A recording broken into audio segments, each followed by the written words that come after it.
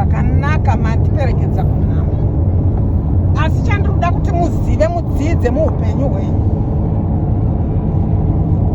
Tete, ndoda kuti murayire vana, mazvinzwa, kuti chinhu chinonzi kuenda kunhamo, kuenda wakabata kebhichi zvaro mairi kana matatu, iwe haikona kudzokora iwe. Imi madha, imi mune hunhu hwakaita sei? Munodzokora sei kana ndichirayira vana vangu?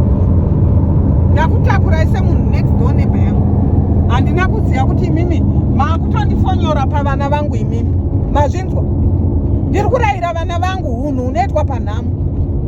Muronzwa? Zvanga zvakangorongeka zvinhu zveupenyu, ndimatongoendawo zvenyu nekabhiti, asi zvinhu zvanga zvakarongeka.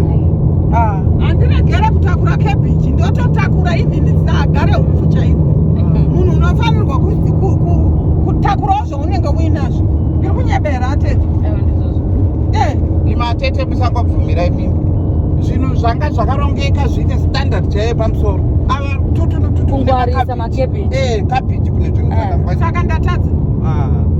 Tanaka handiri kuzviona. Zvamaita zvakanaka chaizvo. Ndozvinoitwa mwanangu, uri kuzvinzwa. Sateedzere zvachale nekaka kambu yake panext time. Ngoda kungungurudzana neni kasina hunhu. Hauna hunhu mukadziwa. Ndakuburutsa. Ndokuburutsa. Handiburutsei amaichilimu. Ndokuburutsa.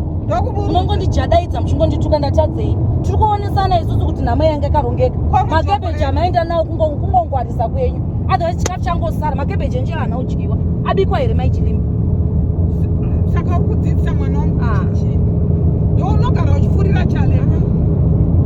Very nonsense omunhu iwe. Chikafu changu chakangozara naye. Handienda newe futi munhamo iwe. Ndiburutsei.